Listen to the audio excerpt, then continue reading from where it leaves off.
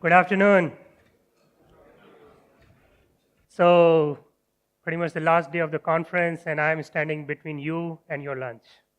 And I think it's too early for the lunch, right? I have lots of buzzwords here. Believe me, it's not going to be only the buzzword, it's going to be a lot of action. Just to get a pulse of the audience here, how many of you are really doing some attacks on AI or playing around with AI or working in AI? Okay. A decent size. And I can predict next Nullcon will have a full of this. The way the security industry is moving, the way the AI is getting into the security industry, I can see that there is a lot more need to make sure that the AI models which have been produced by the defense are strong, right? And they are, they would be actually defend us. So let's get into a little bit, I'm just trying to buy a little more few moments here and few minutes till, few folks come in. And, so-called, let me talk a little bit, who am I? I thought, just the regular stuff. I'm more of a data guy. I mean, I'm here to learn from you more about hacking and more about the attacks, what you guys do. So now, last Nullcon, I was here and, sitting just like you guys on that other side. And wonderful to be here on the stage and sharing my experience at the intersection of AI and the security. So I've been in security and the AI from last 3-4 years. Before that, I worked in multiple domains, worked in General Motors, Samsung, and so on. I don't want to give my resume here, but the goal is that just to give a little bit of introduction about me, and I'm pretty sure that after the talk I would learn a lot more about the security from you. I'm also a rock climber. If you want to figure out where to climb in Bangalore, what are the rocks, and all such things, talk to me also. Okay, so how are we gonna run the show? First thing is I'm gonna talk about the problem. Spend a little bit time and go a little slowly on the problem. Then get into what should be an approach, okay? And believe me, it's not a product talk or something. It's more of an approach. How would you really solve that problem? And I'm going to give one approach, and you may have more, okay? And I would be happy to listen. And then we'll get into some demos, and then I will get into under the hood, okay? So that you can take away some lessons from here, and when you go back, you can actually experiment with some data on your own. That's my game plan, okay? So let's get started. So let's talk about a problem. This all started with a question in mind. Can we play a game with an adversary?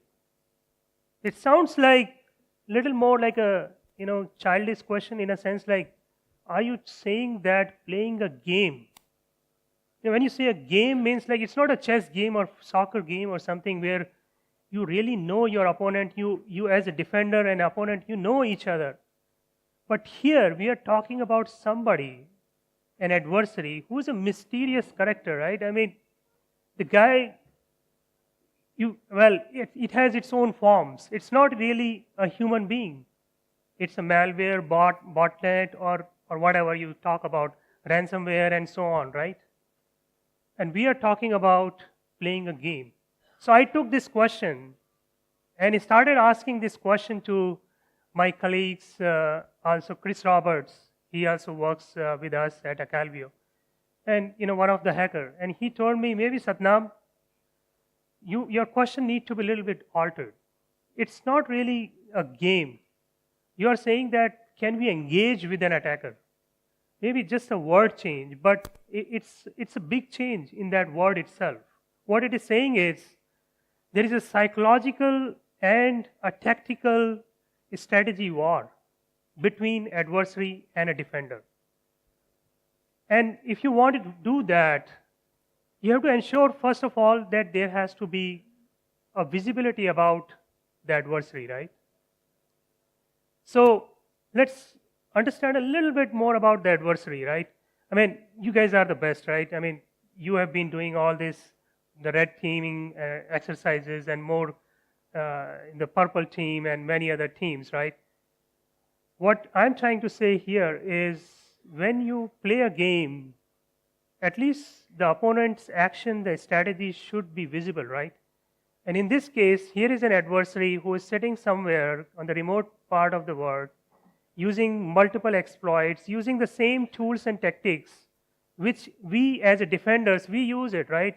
He knows a lot more about us, and we know little more about him.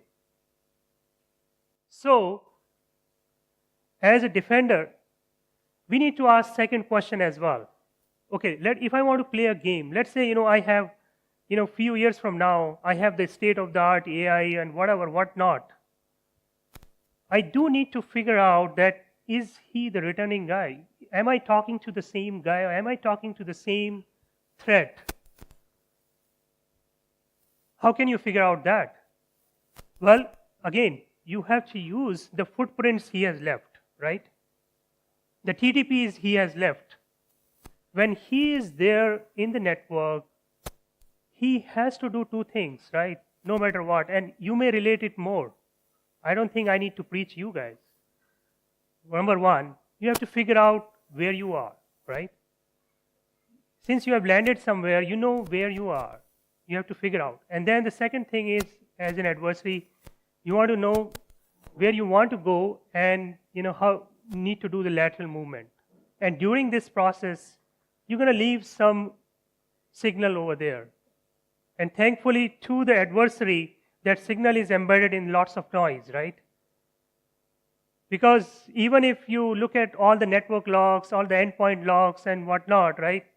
It's so hard, right? Everything boils down to the anomalies, and it leaves it very, very difficult for the defender to figure out that where is the adversary. So let's come back to the game. We want to play a game, right? So in that game, if it is like a chess game, adversary and defender. There are two players. You have the moves well defined, right? Your state space is defined. What all movement can be done is defined. In this war game, it's not defined. It's all open, right? If you look at the vulnerability space, you can start from anywhere, right? From the web security to the network security to the endpoint security, and you name it, right? The attack surface is huge, and the state space is huge. So you need to define it. We need to constrain it. As a researcher, and you come and say, Satnam, I want to do that game. I am a PhD guy. I am so-and-so. I just want to do this next simulation. I want to do this game. How do I do it? I need to define that. I need to define some boundaries. So in this research, what I'm proposing is, let's latch on to the MITRE attack matrix to define what are the tactics and techniques adversary can use. Okay? So how many of you have used MITRE attack matrix? How many of you have used? Okay, very few. So I'll just give a brief introduction about the MITRE attack matrix. I find it very, very useful. If you want to get a meta-level information about attackers' tactics and techniques, this is a framework which has been built by the MITRE researchers over years. And it has a rich information about what kind of tactics and techniques adversaries use. And then another good thing is, the initial part of the attacker's activity, which is primarily the social engineering part, and how he lands into the first so-called victim, and move from there. that part is not really covered, but the rest of the part where he's doing the control and the execution and he's maintaining the footprint has been well covered here. So let's get into a slightly more detail into this attack matrix, and then I will come out to the game again. So this is the more of a deeper slide on that. What it is saying is the tactics are there on the row wise, and the techniques are listed on the column wise. And the good thing, what as a defender you can do is you can watch, you can figure out what footprints he has left, what are the logs he has left, what anomalies he has left, and you can map it out to the techniques and the tactics. See, for an example, this one shows for APT30. There are different colors which shows the heat map. So APT30, it shows that the APT30 they have used the login scripts in persistent, and you just follow the blue color there. And then, they have used the DLL side loading for the defense evasion and so on, okay? So what my point here is, as a chess game, right, you knew what are the things which are possible on the board, right? Here, we are saying is, as a defender, if I can say that the adversary is going to do only these many tactics and these many techniques, okay, then I can map it out. But the question still remains, do you want to play a game? I'm going to use the word game here, but it could be engage and, or so many other words. But let me stick to the word game. You want to play a game. That means you need to have visibility, right? So the question comes that, do I have a visibility, right? In the current scenario, do I have a visibility? And all of you guys know that, like, we have almost like very less visibility of the adversary within the network. All we got is a perimeter. The perimeter is broken. Everybody knows that. And whatever is still what we are using it to control the perimeter only. All the things what we use, IDS, IPS, or say firewalls, you need them, but they don't give you the visibility within the perimeter. It's like a fort, right? Once you have a credible, just an iCard or something like which has been issued to you, and you just walk in, and that's what the adversary also does, right? But once you are inside the fort, you can do whatever you want, and the same thing adversary also does, and you guys do that as well in your red teaming exercise, right? So the point I'm trying to make is you need to have the new tools to have a visibility. So what can we do to get that visibility? And I'm proposing here two things. Okay, you can have something more and get back to me, and I would love to hear from you. Number one is deception, and number two is AI. And actually, just one alone cannot solve the problem. And I will make my argument why. So let's talk about a deception for a minute. How many of you have experimented with honeypots or deception as such? Awesome. That looks my kind of audience. So I don't need to get too much into the detail of deception, but let me just give a very high level view of that.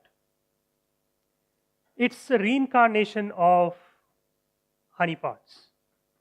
Honeypots used to be static, and as a red team or as an adversary, whatever, you can easily figure them out, just by looking at the host name or by looking at their, just fingerprint them.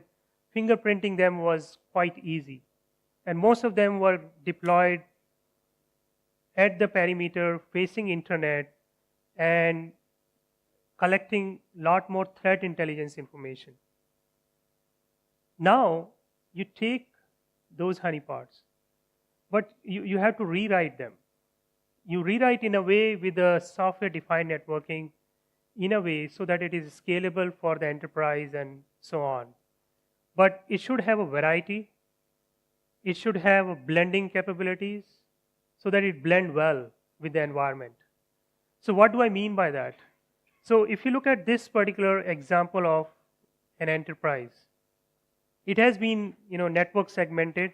It has various network segments, for example, operations, engineering, sales, and so on. And if you create the device, the deceptions, the low interaction or the high interaction, it should have the properties which are matching with that particular network segment or for that particular enterprise. It's not like you take the antivirus and you ship the same AV copy to everybody. It can't be. If when you are saying a deception, it has to have that magic for different for each one, and different for it has to be contextualized for that enterprise, for that VLAN, for that network segment. What do I mean by that? It has to have the network host name, it has to have the Mac OUI, the services, all that blending well with that network segment. Now, that SDN layer or the deception layer, that can't do it alone. You need to have AI there. So AI plays a role over there. And I'll get into the detail of that as well. Now let's say as a defender, what you do is you put a whole bunch of low interaction, high interaction, and the browser cookies, the breadcrumbs in terms of RDP credentials and many such things, different types of deceptions you play out, right? Now I have something which gives me, as a defender, it gives me a tool which I can play a game. And I'll show you, I'm not preaching, I'll show you. Maybe, a little more futuristic, but I'll show you with some demos. Now, the second thing is, once you got your deception played out, adversary comes in and he bumps onto one of those deception, one of those honeypot or honey token or whatever you say it, right? You get an alarm.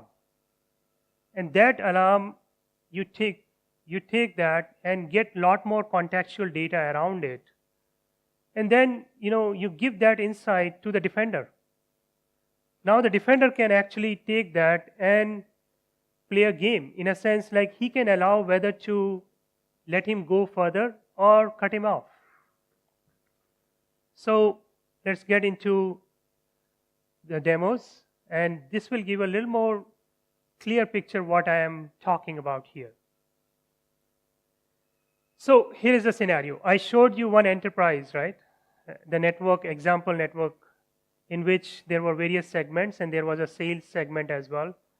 So my colleague is sort of acting like a red team guy, an adversary. He is trying to exfiltrate the data eventually, but before that he is trying to know the land. So he's running Nmap, and the defender has to watch him and figure out what he is doing. So I'm going to play out the video and explain that through the video. Okay. All right. So what adversary is doing is he's running that nmap command, and it may sound like a very childish here, but you can run any variations of it so that you don't you can spoof your MAC address and you don't show up the many things and whatever, right? But the goal here is, in this particular exercise, what adversary has done, for a particular IP range, he is trying to see what ports are open, what can I, what is where I can go to get, what I want to get from the sales network, from there, the sales network segment. So what he finds is he finds an RDP port open, and from that SFO gamma host, and the next thing is obviously, as a defender, we have to see whether we have detected that nmap or not, right? So let's see that. So as a defender, we got this alert on the defense side, and we are able to detect there is an intruder here, and he has done a scanning activity, and from which IP address he is coming, and so on, right? And what we can do is, at that time itself, we can actually spin off one of the high interaction. That since he is there in the sales VLAN, we can spin off bunch of high interactions over there, high interaction decoys, and see whether adversary comes over there. Okay, and we can also leave some of the credentials, sprinkle in that VLAN, and if he picks up, then he may end up being into a high interaction, so that we can watch him. So let's do a second part of that.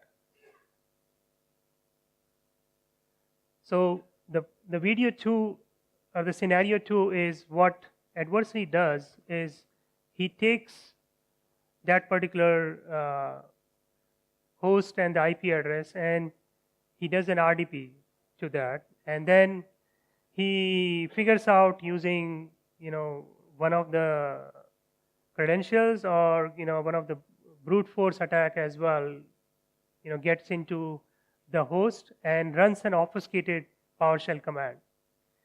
So I just picked up this particular scenario here because last time when I was here at Nullcon, I saw a talk on doing the PowerShell obfuscation, and it was very fantastic. So I thought, can we do machine learning and AI to detect it? So I picked up this particular scenario where adversary is doing the obfuscation, and then as a defender, can we watch him and can we detect that? So let's run that particular attack. So this is an obfuscation. It's a simple scenario. We can actually elaborate the attack scenario as well. What adversary is doing is he is actually calling the obfuscation tool to obfuscate the PowerShell script. And in this particular demo, he is just going to obfuscate a very simple command, store it in a file, and then execute that. So I'm just going to show the steps for that. He's using a script block from this obfuscation tool, and he wants to obfuscate the service. He wants to know what all services are running. So first obfuscating that PowerShell command, and then execute that. So he got the obfuscation here. That obfuscation he has stored it in a file, or it can be run in a memory as well. In this case, it is stored in a file, and then he's executing that PowerShell script. Okay. So, and he's gonna just run that obfuscated PowerShell script. All right. So let's continue with that. And the next thing is what he wants to do is, and I will show you that as a defender, that are we able to detect that or not.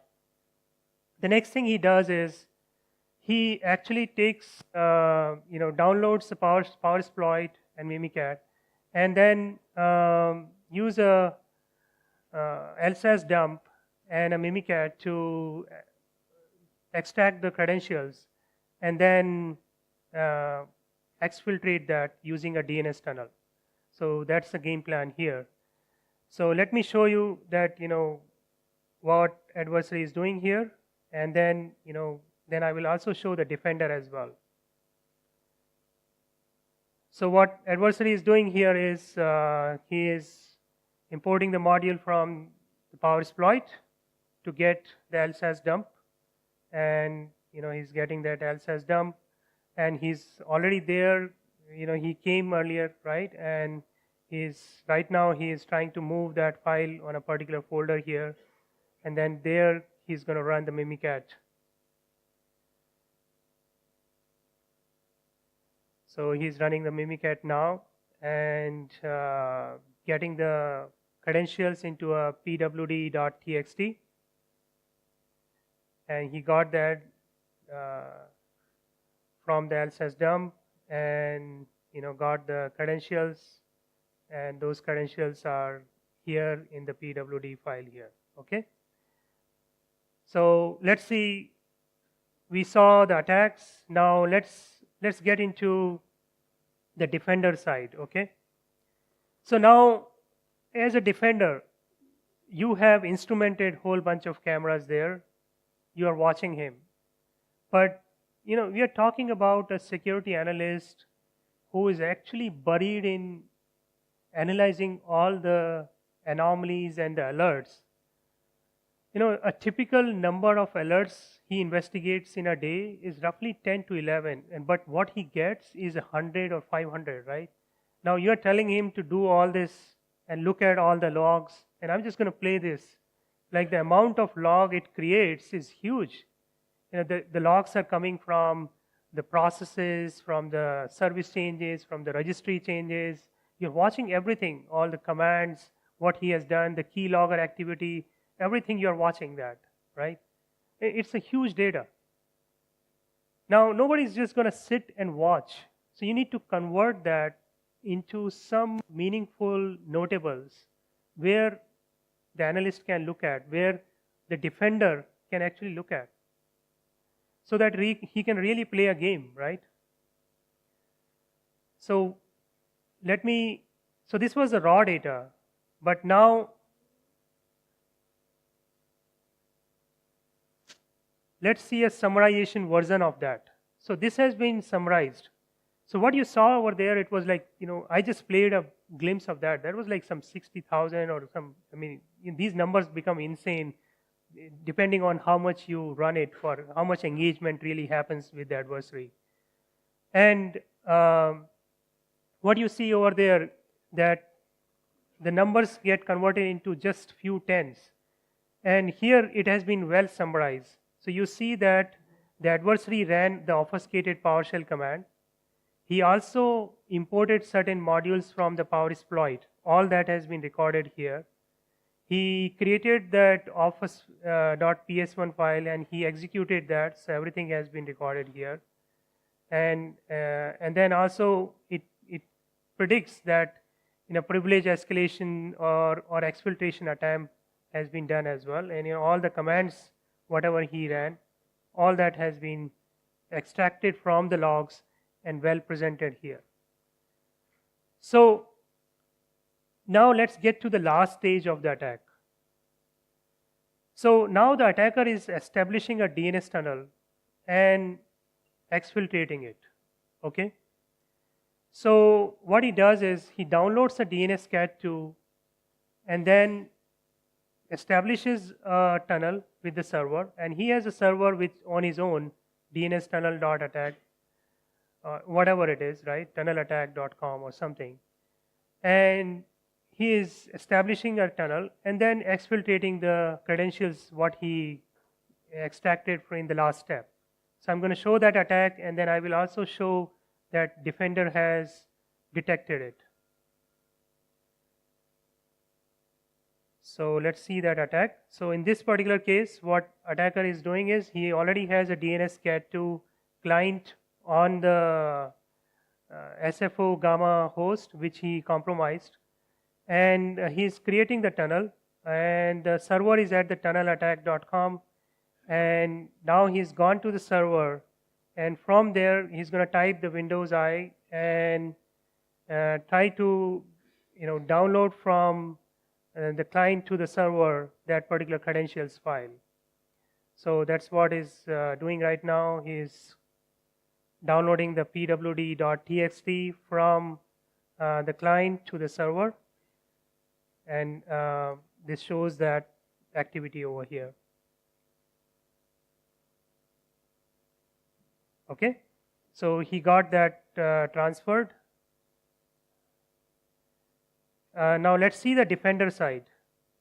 So the defender side, we need to detect this DNS tunnel attack activity.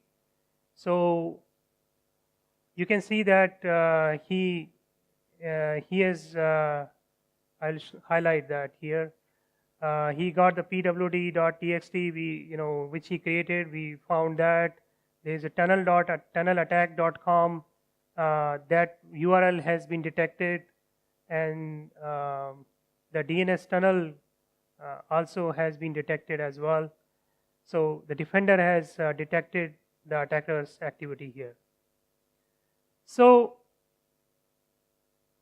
I just showed, bunch of scenarios here, and what I philosophically illustrated here, that when you have a combination of deception and the AI, you were sort of like able to play a game with him, with the adversary, because you got the visibility from the deception and you got the AI to surface the signal what adversary left and remove the noise.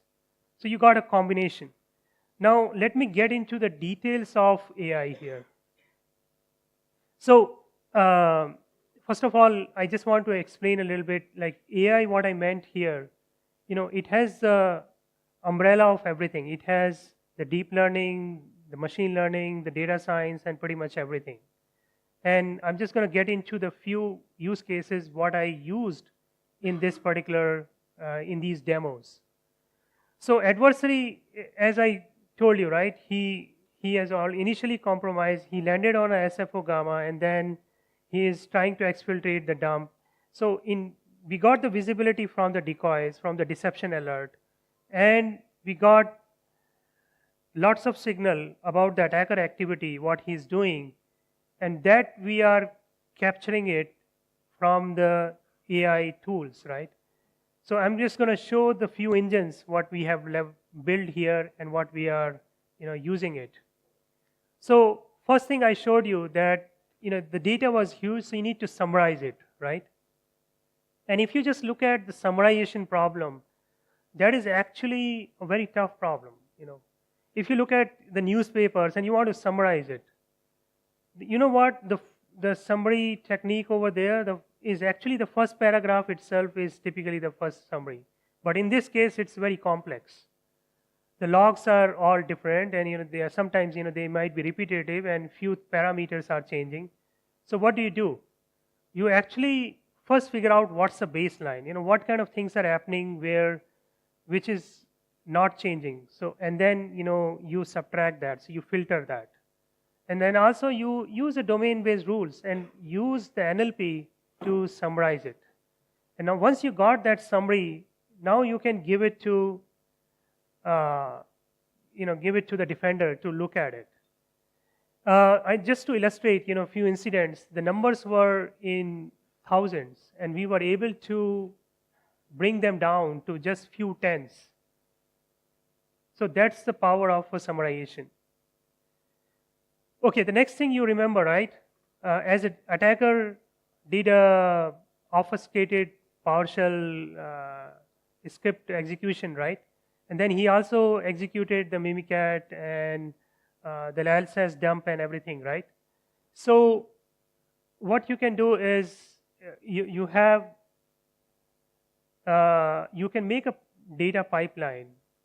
Since you know that what kind of things are possible. I mean, like obviously, if attacker is making his own scripts, I'm taking it as a next level. But if he's using a well-known tools, then we can actually train the classifiers beforehand, right? So for an obfuscation, what we can do is let's take all the scripts. Let's take a corpus and create the character n-grams and do some feature engineering and take that and give it to the classifier. And I'm not really saying that, depending on how much data you got, you can use a deep learning or you can use a regular machine learning. I leave it up to you depending on the various criterias. That itself is a deeper topic. In this particular case, we have been leveraging TensorFlow and ANN for that. And it does a detection of whether it is obfuscated or not obfuscated. The next thing is you have to figure out what tactic and technique adversary is using, right? Because as a defender, when you want to play a game, you need to know where he is. You need to know which state the adversary is so that you can play out the next thing. So for that, we take the PowerSploit, Mimicat, the known tools, and again train the classifiers with those known tools. And then for the unknown script, it will predict what tactic and technique it is. For an example, it will say whether it's a privilege escalation or exfiltration or what tactic it is. The next thing you remember, right? The adversary did the DNS tunnel attack. He established a DNS tunnel and then exfiltrated the credentials. So how can we detect that? We have to make a data pipeline again. In this particular case, we know the tunnels, right? We know what are the possible tunnels we can make as a red team or as an adversary, what he can do, right? So we can use for the known tools, right? Until unless he invents on his own, right? At least for the known tools, we can take those. We can establish the DNS tunnel, do feature engineering, make the features based on flow-based as well, and also from the packet-based, packet metadata-based as well. What do I mean by that? You know, using the domain name as well. You take the n-grams for that, character n-grams, or you want to go more sophisticated, give it to LSTM networks, and you know it will learn the features on its own. I mean, all these are deeper topics. What I'm trying to say is you get your features and now you train the classifier, and when you give it to any unknown attack, unknown DNS sequence, it will figure out that whether is there a DNS tunnel there or not. And then it will also say what domain is being used. So wait a minute. I showed you a bunch of videos. I showed you a bunch of attacks, right? I gave you a picture and the vision of the game and all that. But are you able to really make it as a game theory, or are you able to formulate that? I mean, will it be ever possible to do that, right? Let me make an attempt to do that. So let's define a game here. Okay, what kind of play game? We have to make it a little more simplistic here, right? I mean, if you make the things more open, then as a researcher, and you want to make some kind of statistical model for that, you need to formulate that, right? And in those, you have to take certain assumptions. So my assumption is there is an adversary and there is a defender. And if you go to the classical game theory, you need to have action space defined, you need to have the payoffs defined, and those actions and payoffs are actually within certain boundaries, right? We talked about the MITRE kill chain matrix, right? You remember, right? That was actually, we can use that to say what actions adversary can do. And what actions defender can do. He can put maybe more deceptions. He can put more AI tools. Those are the defender's actions. Or ultimately, he can block him, right? And the payoffs are what reward functions, what reward values you associate. Attacker gets more rewards, certainly, when he is able to exfiltrate. And on the same time, when defender gets more rewards, he still has a control. He is able to detect into various stages, and he gets more and more rewards. And he gets less rewards where he loses the visibility. The visibility goes zero. That time, his payoff goes zero. So this is a very simplistic version of it, okay? If you look at the game theory, and this is a normal form of it, you look at it as a matrix, and you look at the rows as your defender, and you look at the adversary in your columns, and you define your payoff values there. And I'm sort of like leaving here, I left it a little more simplistic here. We do have much more advanced version of it, where we actually took this approach and we took it for Active Directory use case, and we simulated the game. And I'm not presenting all the details here. That will be coming in one of the journal paper which we'll be publishing soon. And I'll share in my tweet account. But what I want to paint a picture here is when we started, with some scenarios, and now we are able to bring it to a formulation stage where we can say that there is a game being played here. And what is that game? The game here is the defender is able to say that, well, I'm going to allow him in the perimeter. I'm going to allow him to do what he wants to do till I have a visibility. And after that, I'm just going to block it because he can create a chaos.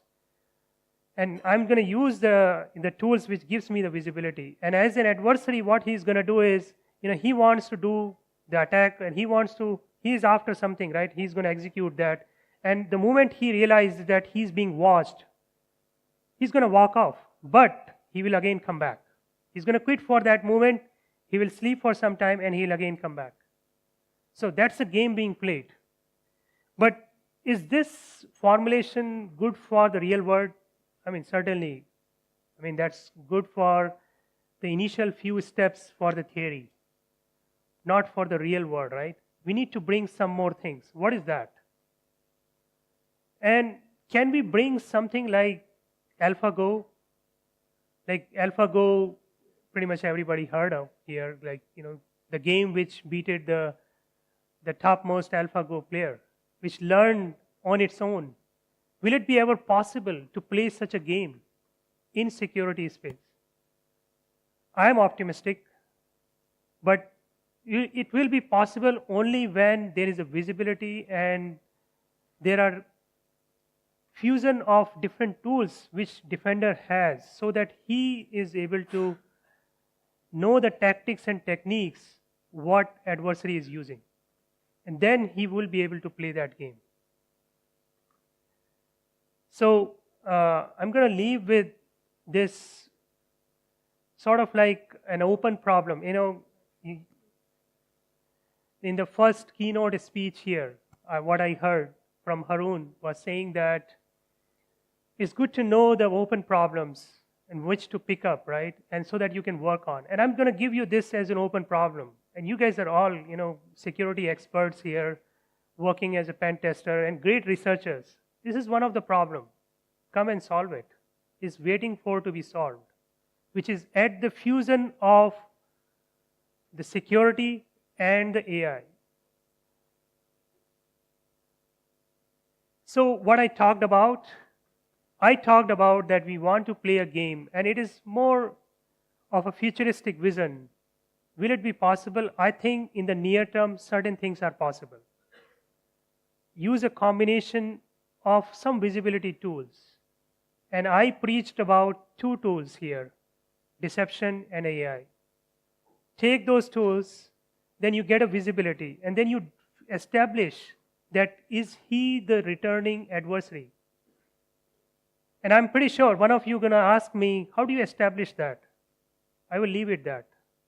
And I will, one of you is going to ask me that question, and then I will answer that question as well. You have to establish that he is a returning adversary. And then you get his visibility about the tactics and the techniques, where he is in the state space. Now, as a defender, you can make the next jump and say that, oh, I'm going to let him do this. And I'm going to watch him and play a game with him. Okay? So, with this note, I'm just going to come to the questions, and it's a fantastic being here.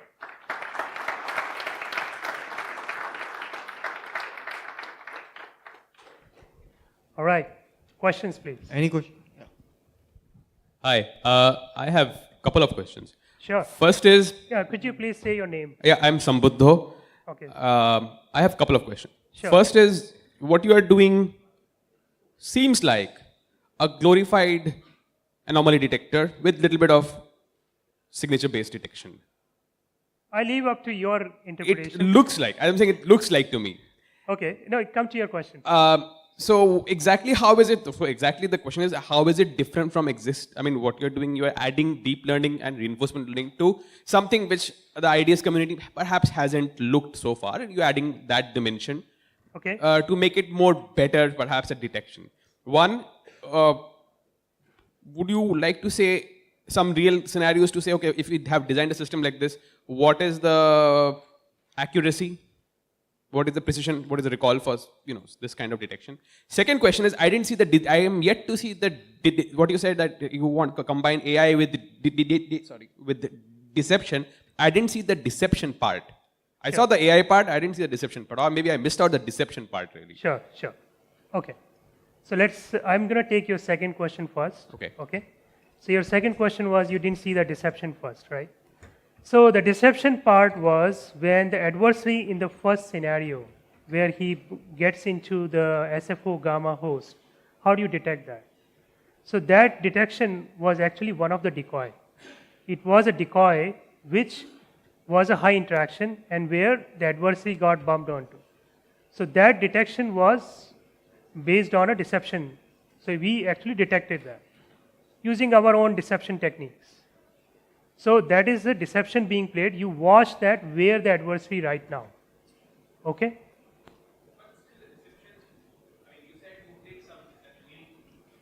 You just said you did some deception, meaning perhaps you played out. For example, he logs into a shell, types some commands, but in a normal honeypot, maybe you can detect it, maybe by doing a reverse DNS lookup or something like that. But here you are saying, okay, you're doing deception to fool the attacker.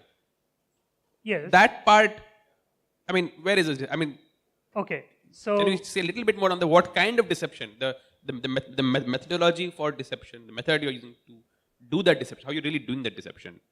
Yeah. So what I'm saying is the defending part, like as a deception, how do we do that deception? I just left out that question as an open. I said you can use whatever technique, and I don't want to make as a product talk.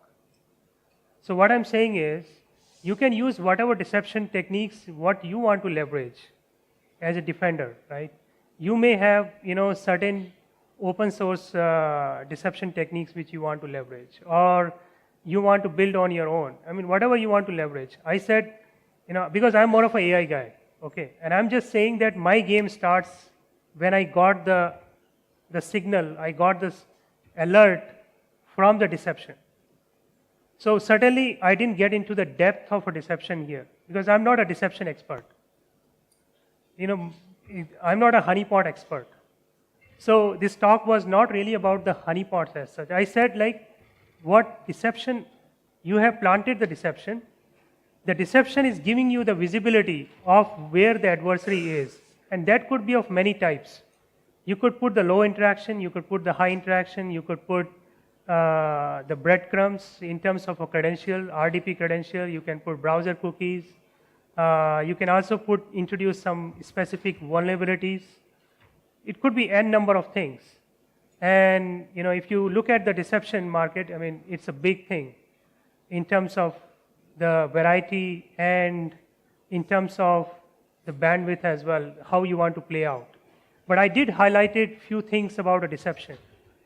The number one was, if you want the deception to be effective, it should be blending well with the environment. Because it can't be, if it is too obvious, then attacker will easily evade it.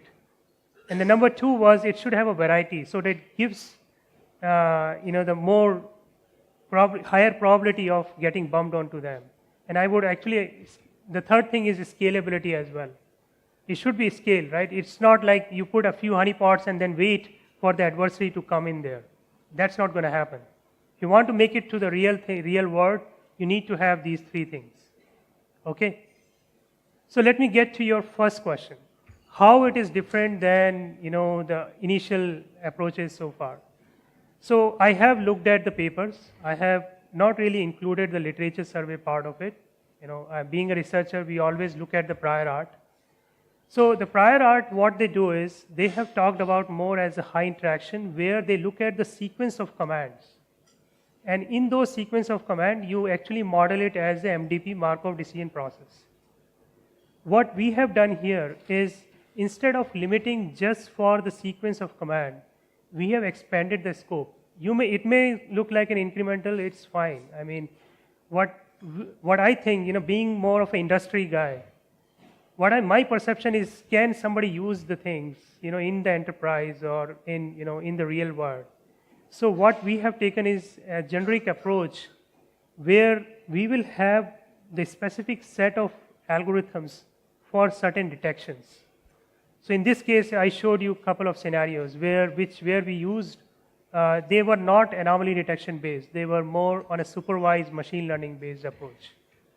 And the difference over here is the scenarios were such like we had the prior data available so that we could train the machine learning classifiers. Now, otherwise, you can't really play a game, right? Because if the defender is taking too long to figure out the adversary's presence, then the game you can't really play. So you need to make sure, and that's what I'm saying is like you get that visibility, and plus the AI is actually telling you that what the noise is. You remove that noise and you quickly point out what he is doing. Let's take some other questions. Yeah. It was nice hearing this talk. Could you tell your name, please? Yeah, my name is Dev. Dave. Yeah. Okay. So I was going to ask you a question, but you answered a bit of it yourself. You said that you had data and you trained your AI based on that data. You just said that. Right? Sure. From where did you get that data? Okay. Or if you did generate that data on your own, how many attack scenarios did you consider? Because training an AI engine requires a lot of data. Sure. So let's pick up one scenario here. So let's say take an example of this PowerShell obfuscation detection. There are thousands of PowerShell scripts are available openly. I don't need to really generate the data or something. Like all those scripts are available, thousands of them. In fact, Daniel was here last Nullcon. He has a bunch of links to the PowerShell scripts. We started from there. It was like some 60,000 PowerShell scripts. We took a whole bunch of them.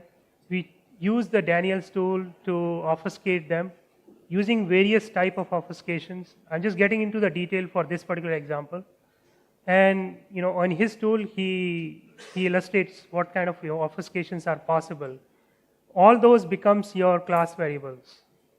And now you got the class variables with which I can train my classifier. And the feature engineering is something, your cup of tea as a researcher, right? You can use character n-grams, or you can actually use completely, don't even specify bigram or trigram. You go and start using the deep learning approach and, go from there. Or, you can create whatever features you want. But the thing is, we started with the open source data, leverage the domain knowledge, in this case the obfuscation, and created got the class variables because we know what attacks we are doing, right? What kind of obfuscations are possible. Now if you say that, no, attacker can do the obfuscations on his own, I'm sorry, Dave, right? I mean, as a defender, I don't have that visibility, right? But as a defender, I know what are the popular tools being there, and what my understanding of adversary is like, they use the lay of the land, whatever things are there in the tools and techniques, they are leveraging that, right? And if they are leveraging one of these PowerShell obfuscation tool, then okay, we got it covered, we can detect them. More questions? Yes. Hi, this is Suresh. I don't know much about AI. So my understanding is that AI and deep learning tries to mimic a human who is trying to learn something, right? So in this case, what percentage of human intelligence this AI is going to match up to? Because what is the human intelligence you are trying to mimic in this AI? Yeah, Suresh, that's an excellent question, and you caught me right there, red. So let me define what I mean by AI first. AI is overarching umbrella of techniques where obviously you are leveraging more inspired from the neural network, where the machine's going to be mimicking the human behavior, as what you said as well. Now it has the deep learning, machine learning, and the data science, everything being there. Now, what I started saying, I think in my talk, what I illustrated, it started from saying that in order to do a AI, it has a stepwise process. In security, if you want to do, there is no such thing which is possible to really train, in a sense like in a game of a chess or in a game of Alphago, Go game, you have the possible state space defined, what is all possible. And you can actually watch it and then play the game. And you can actually, the machine can learn from the human and it can do it. But in the security, it's so complex, the state space is not really defined, right? So what I made an attempt here is a step towards the AI. At least I defined the state space by saying the MITRE kill chain attack matrix, right? And from there, I picked up a subset of it and I showed a bunch of examples. And it works for other tactics and techniques as well. And what I said is, the problem is so big, we have to break it in a sub-problems. It's like, the dynamic programming we used to solve. Why the dynamic programming is so great? Because you are able to break the problems into sub-problems and then, then you connect the dots between them and get the global maxima, minima, whatever formulation you are doing, right? Whatever problem you are solving. And this is what is so fantastic here, that if we are doing a one step towards the AI, let's define the state space first, much more crisp. We define the state space, we define what's the defender's action space is, right? What he can do. Now, first of all, if we really want to get the AI over there, I need to get, even if I want to do a simulation, okay, just at a simulation level, I'm not getting into the real world. I need to at least define the things over there and then get into the simulation part. So here, what I've shown is a bunch of examples where it is possible right now is one step before that, able to say what is my state space, what are the things, I can watch my actions, and what are the defender things and all that. Now, the next thing would be actually taking it and doing a simulation as well. So I would point one of the source. So MITRE has open source, based on the MITRE attack matrix, that you can simulate the attacker, and the attacker is actually doing an attack based on the kill chain matrix. I just came to know recently, it is being there few months. So the next thing is, the Caldera. So now take that Caldera, right? And now bring the defender part of it and bring it to the game part of it. So it has to be built on an incremental. I agree with you. It has not, everything is not being shown today. It's a step. It's a steps towards that. Thank you. Hello. So guys, the time is out. So if you have any more questions, you can ask it offline. So who would like to change their desktops into gaming, gaming stuff like this? I wouldn't. But this was pretty cool talk. So now we are breaking out for lunch. This is Nullcon, once in a year event. You have free and good food. Let's have, and after listening to his talk, I started to have a challenge. So challenge is with yourself. Let's go, have a food, and let's see how many of you turn up to the next events. Yeah, it's because people say that winning and losing is part of the game. But this challenge is only to you. You win, it's up to you. You lose, it's you. So you're not going to say. So let's see again, folks. Thank you very much. Thanks for coming. Thank you.